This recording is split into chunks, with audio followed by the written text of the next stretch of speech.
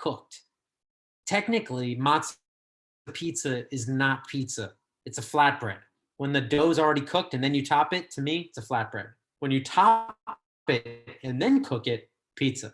But whatever, we can all play pretend right now because that's what the game is.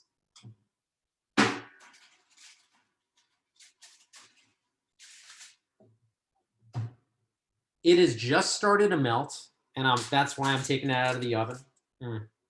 See if I can give you a better angle on this. See what I'm saying? How the edges are sort of starting to burn a little bit? But I've covered the edges of the matzah because the edges are the part of the matzah that always burns. By the way, this fancy swivel that I have this computer on, it's just a big Tupperware bin where I keep my flour. Just so you know, it's not very fancy. sophisticated. This is the first time I tried doing this swivel, and it was awesome. We have a few people with some questions. So folks with the questions, yes, please feel free to put them in the chat. Everyone is muted now because we are live streaming and we just want to be respectful of our amazing teacher, but ask your questions in the chat and I will ask them to Scott. I'm up for it if you want to shout out any or read any. Yeah, we'll wait for them to populate. Hey, I have a quick question. In my family, we love Parmesan on pizza. What are your thoughts on Parmesan versus mozzarella?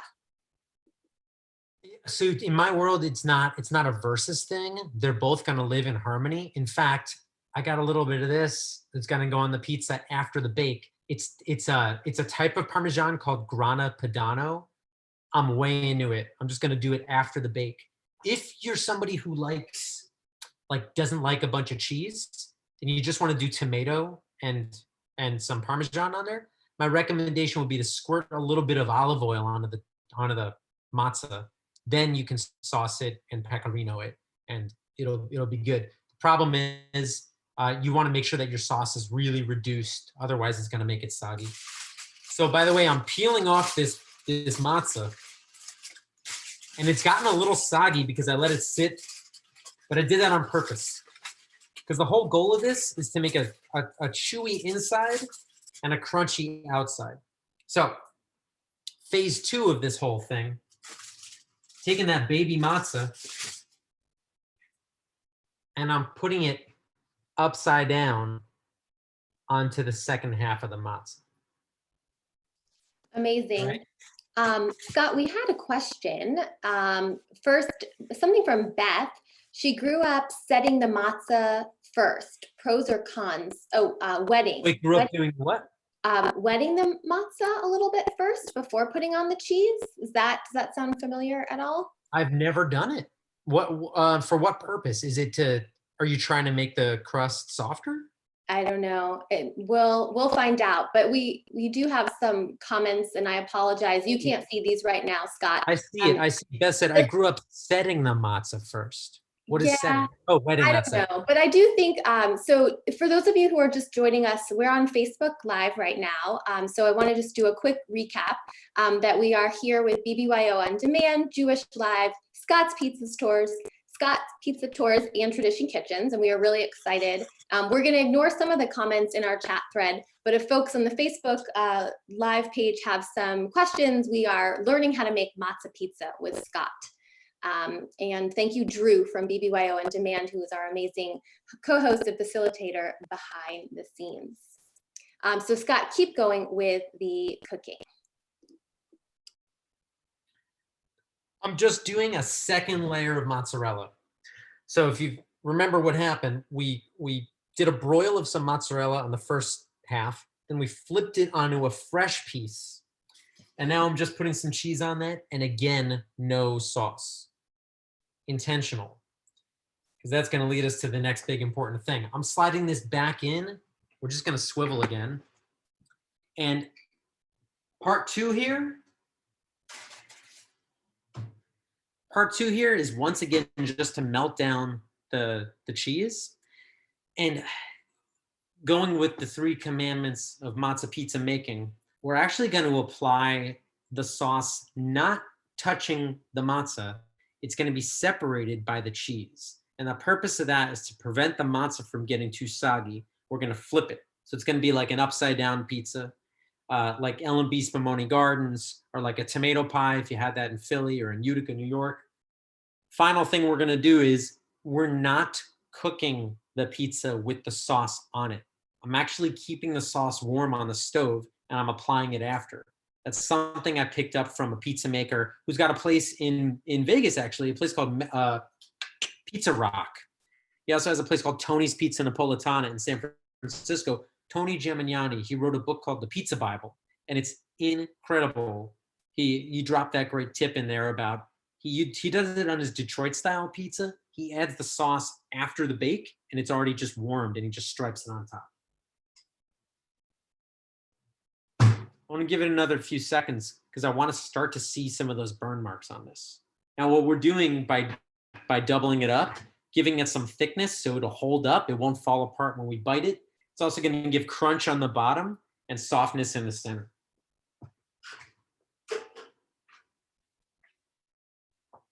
Finally, what I'm going to do is when I take it out of that oven, I'm going to rest it on a metal grate so the bottom can breathe so it'll get crunchier.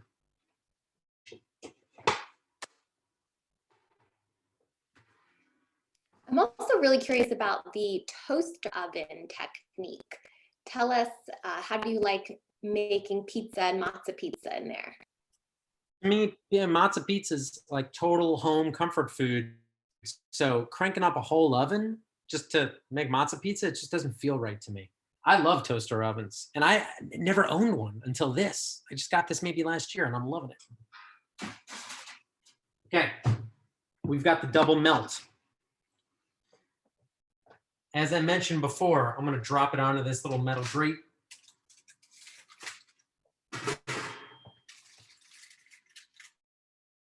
Oh, yes. So this way it can breathe a little bit. Now my sauce. Do whatever you want with sauce. I like to do on my pizzas when I make normal pizzas in the oven. I like to do a raw sauce, just tomato, maybe a little bit of garlic, definitely a little salt, but that's it. I don't cook it. It's raw because it cooks when it's in the oven. But since I'm adding this after it comes out, I want it to be warmed up already. So this is just a little oil, a little bit of garlic. I let that sit for about 1 minute. Then I dropped in a can of tomatoes. I did not put in any herbs because I'm gonna herb the pizza when it's done. And it's pretty chunky. Like I like a chunky sauce, but sometimes when I do this, I like a really thin sauce because I like to stripe the tomato on top.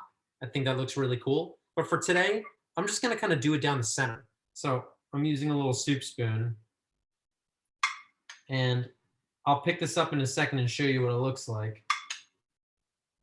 And Scott, do you usually make your own sauce, or do you have a favorite sauce that you enjoy? I think you should always make your own sauce, and it's really because there's no better sauce than your own, and it's not complicated. I had to get these from the West Coast. I can't get them here. Bianco di Napoli organic tomatoes. You can get them on the West Coast. I can't get them in New York, but the guy who runs the company is a buddy of mine, and I was like, hey, it's a pandemic. Can you send me some supplies? So I got them. These are just whole peeled tomatoes. So when you pull them out of the can, just crush them with your hands. For every 1 can of tomatoes, I do 4 grams of salt. And that's all she wrote.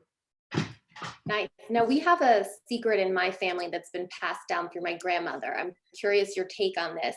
She adds a spoonful of brown sugar to tomato sauces. I personally am not a big sweet sauce fan, but it's one of those things where if you like a little bit of richness and sweetness, that sounds awesome. I've just never tried it. I'll do it next time I make a sauce. Is there a specific tomato that you use? I have a memory from a can. I feel like she used Roma tomatoes, but I would have to ask my parents. I want to show you all what's going down here. I put a stripe down the center. I put a little bit of oregano. And then really, this is what Julia's talking about. I'm using a little bit of Grana Padano, or you can use Parmigiano, or you can use Pecorino, or whatever you want. But that on top of the sauce, which is on top of the cheese, on this double-decker, crusty busty little thing. That's my ultimate matzah pizza because it'll hold up when I bite it. The sauce is not going to make the matzah soggy, and you're also going to get cheese on the inside. It's double cheesed. It's like stuffed crust pizza. This is my version of what you can do if you just think a little bit more vertically on the matzah pizza. Has anybody ever done a double decker like this before? Not yet. People can nod your head if you're on video since we've muted everybody, but it doesn't look like anybody's ever tried this technique. I certainly haven't. This is very cool. And I always wish we could smell these experiences and taste along with you, but it looks awesome. It's real fun. And I'm curious if anybody's scared by the sauce on top. Is that frightening for anybody? I mean, not for me. I think this means you're an authentic pizza lover and a lover of tomato sauce. So people who don't like tomato sauce, they might be a little bit scared, but I am not intimidated by this sauce. Anyone feel free if you want to share your thoughts in the chat thread. No, I feel bad eating this in front of you all. It's okay. Talk to us about herbs. What kind of herbs would you, if you had access to get them, what would you want to put in on top of the pizza? Oregano? On this one, I put oregano. And the trick with oregano or any dried herb is that, and any of you who cook, you know this. You can't just drop it onto the stuff. You've got to pinch it so that you open it up so that the oils can get out.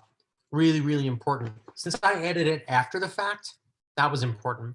I don't like to season my sauce until it's on the pizza, because what if I don't use it all? I want to be able to use it for something else. And if you season it, it's going to go bad faster. So I've got a bunch of containers in my refrigerator because I opened a huge number 10 industrial sized can of tomatoes today. So I've got big containers for the next few days of pizza making. This is like, this is seasoned right on the thing. And it tastes even better because it's fresher. Now, Scott, I'm curious, since you know so much about pizza, are there any pizzerias that do during Passover, and I'm putting you on the spot, so you might not know, that like make matzah pizza? Would it be some of the kosher pizzerias, or any thoughts on that? A lot of the kosher pizzerias are closed. And I've heard of places doing matzah pizza, but I've never bought matzah pizza from a pizzeria. That's a little beyond my realm, because usually Passover week is my 1 week a year where I'm just not having any pizza. It's really intense the rest of the year. So I usually don't even want matzah pizza. It feels like it's not close enough for me. But then when I started working on this, like I would eat this on purpose. I am eating on purpose. Yeah, no, it's great. I love it. I'm getting hungry just watching you. So could you're going to feed the camera for all of us. Could you tell us a little bit about some pizza history? I know you have so much knowledge, and it's really awesome how much you have amplified the pizza industry, celebrated local creators all around the country, probably the world. And as you are still chewing, I am going to share a question from the chat thread, and then maybe you can combine. But Judy wants to ask you about cauliflower crust pizza, which is, such a controversial question, but I'm excited to hear your thoughts on that, and also just like a little bit of history around pizza. My answer to the question also has to do with history. We have to think about what the word pizza even means. And when it first appeared in writing in the 997 in the town of Gaeta, Italy, just north of Naples, just south of Rome, it referred to pizza as a generalized word for any baked product. And most of those baked products happen to be sweet.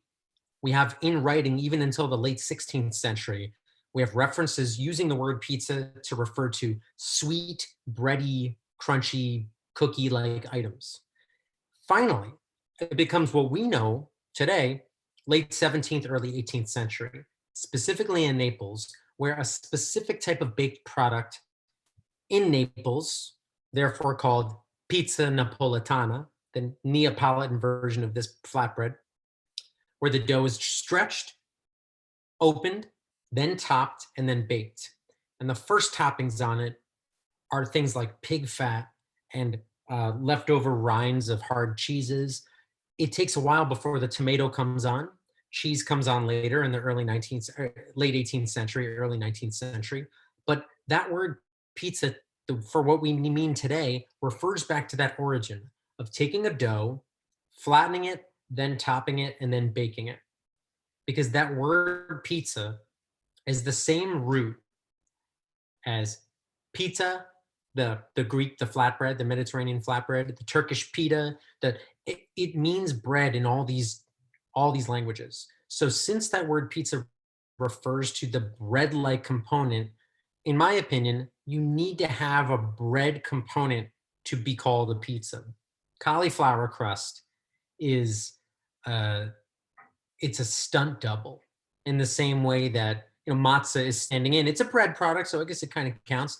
But if you were to take any like a lettuce leaf and then put sauce and cheese on it, it's no more a pizza than crushing up cauliflower and holding it together with cheese and topping it. It's a surrogate.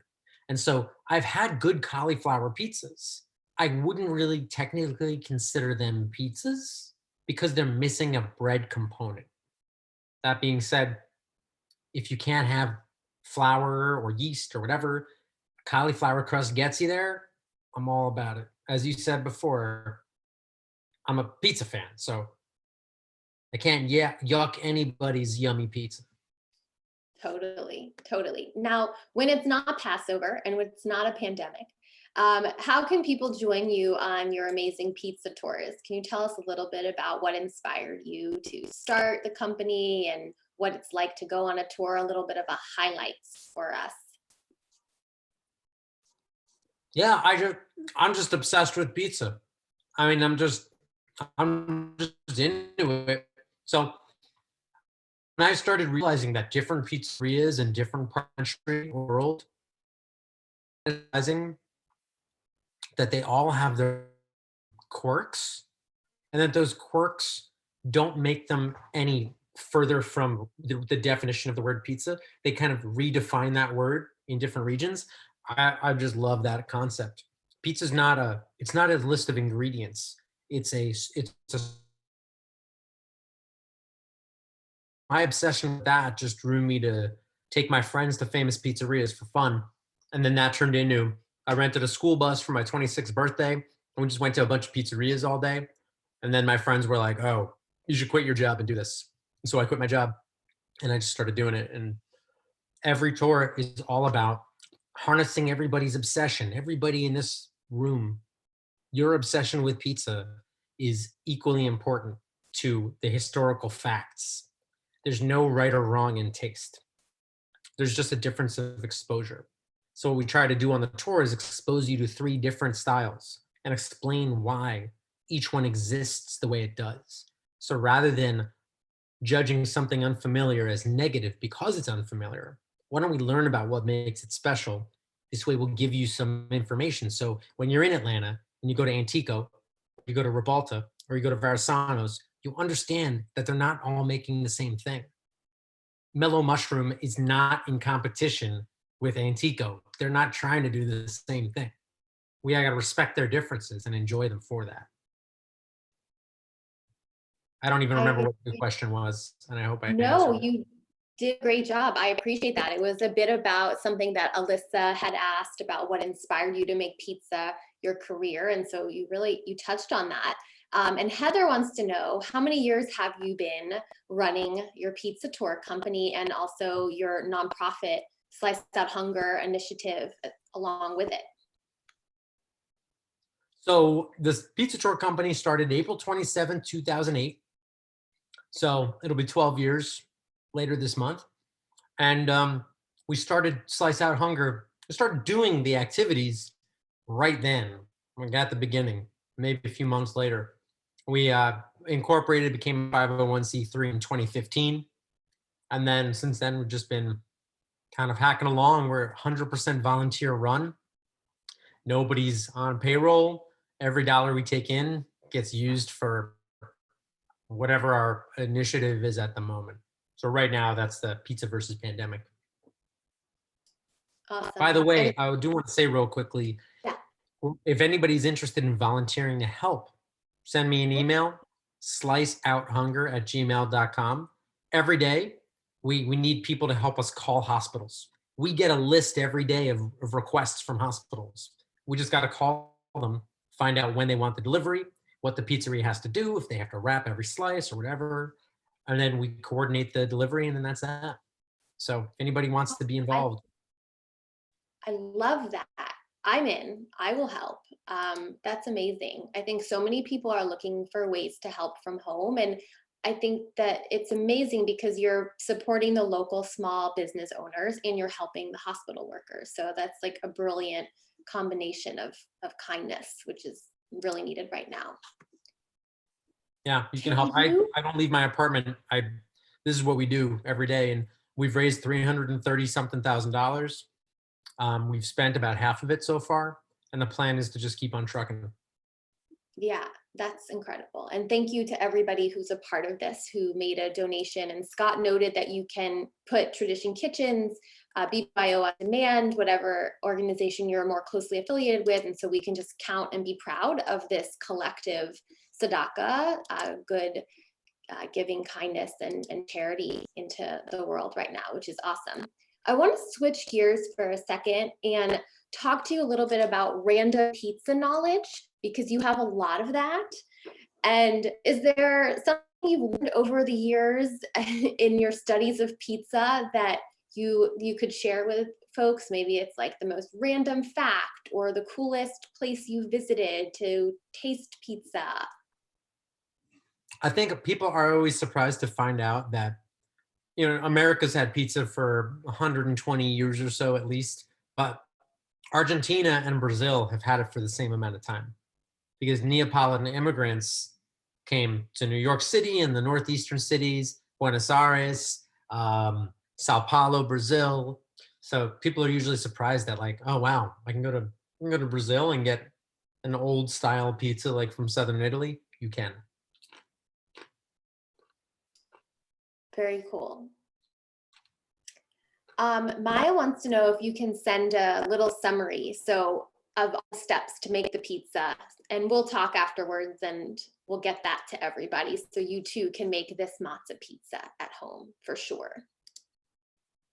Could you talk a few minutes about your pizza box collection? Now, this is a really funny story for everybody watching, but Scott and I met and I had already seen an incredible story on him on CBS Sunday Morning many years back. And I was like, that's you? And it was such a moment of fangirling when I got to finally meet him and didn't realize who he was, but then made the connection. So I imagine that happens a lot for you as you're walking around New York and know so many people now. But tell us about your pizza box collection. We'd love to hear about it. Yeah, it all started in Israel when I saw a pizza box on a wall. They put up the pizza boxes to show you the sizes of the pizzas that they sell. And I saw these boxes that they were so strikingly different from what I grew up with in New Jersey, which are the white boxes with the red printing. And these were yellow boxes with blue writing. It was just so different. I think once I realized that my assumption was that all pizza boxes were the same. And once that was shattered, I knew that I had to keep my eye out for more. So when I would see an interesting one, I would save it. And then that turned into other people noticing and starting to save me boxes from their travels. And then that turned into people bringing them to pizza tours. And that turned into 300 some odd pizza boxes, which was when a publisher in Brooklyn asked me, oh, hey, you're into pizza. We want to do a pizza book. Can you pitch us something? Oh, and by the way, we're thinking about finding someone to write a book about pizza box art. Do you know anybody? And I was like, I have 300 pizza boxes. It sounds really bad. I have 300 pizza boxes in my closet, but that was it. And after the book came out, that was when CBS Sunday Morning did the piece, and that was right around the time that the Guinness World Record happened. And then once you become known as probably the only person who collects pizza boxes, now it's like nonstop. So every week I'll get packages of pizza boxes from all over the world, prototypes, new technology, new art. The first one off the line that gets printed, they'll send to me. And it's really gotten bonkers. They're in the closet right across the room. Clean. Amazing. I love that story. Each time you share it, it gets better and better. So do we have any more questions from the group? We've had a couple in the chat thread and I've been picking through, but we have just a couple minutes left. So if anybody is curious, and while you're thinking, Julie wants to know, what's your favorite pizza box and why? And Heather wants to know, are your tours in New York only? Might you expand in the future? The tours are every once in a while pop. So Portland or it happens, but too often. I see your favorite. I think we're having a little bit of just a connection issue hearing you at the moment. I've been okay. We'll get brighter. Get bright. I've been out of online events now that I do pizza tour. I do a little tour right now. And so we do like personal pizza classes, and I've been doing a bunch of pizza box, like look at the pizza box collection videos. So I grabbed it here, thought I grabbed my favorite